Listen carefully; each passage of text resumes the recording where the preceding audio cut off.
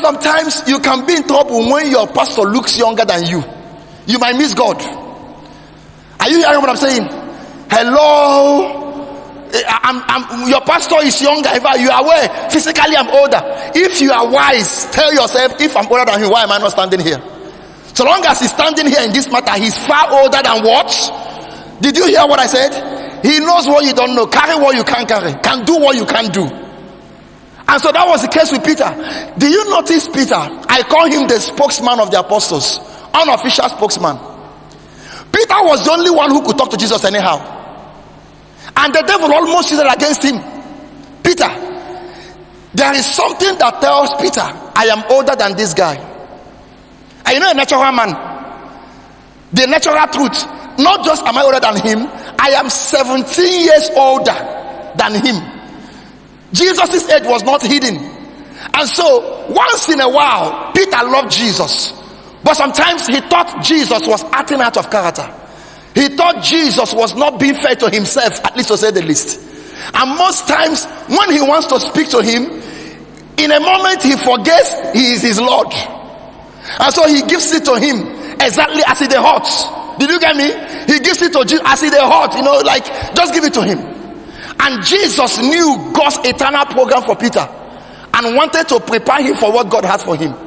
Peter, I call him the unofficial spokesman of the apostles. Anytime they're looking for who will talk to Christ, Peter will say, what's your problem, John? Philip, there were some apostles who never said anything until Jesus left the earth.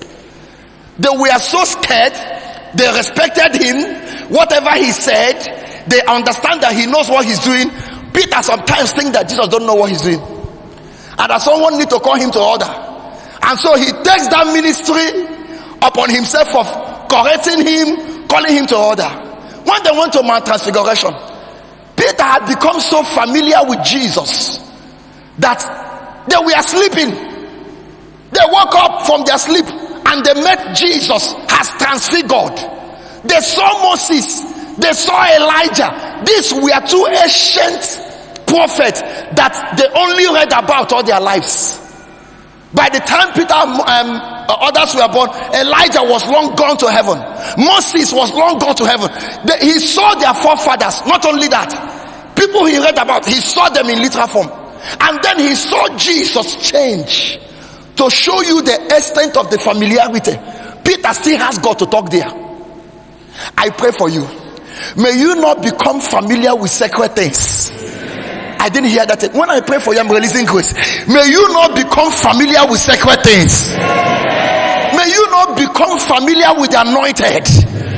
With all those things, everybody was trembling. As long as it's Jesus, I will talk to him, whether he's transfigured or transformed. I know him. And he only knew him in the flesh. I'm teaching you why God chose Peter to be the one that will sell him. God was trying to crush self in Peter. There are fallings God allows in you to keep you quiet so that he can talk through you. Peter talks too much. His mouth was so open that devil could find expression through it. Whatever that enters Peter's mind must leave his mouth.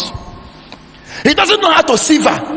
Once Peter's heart is filled, Peter is this believer who says, you know me, huh? I know they carry things for heart. Once it comes to my sister, my brother, not everything in your heart should even be spoken at. Some foolishness enters your heart. Your heart is not born again.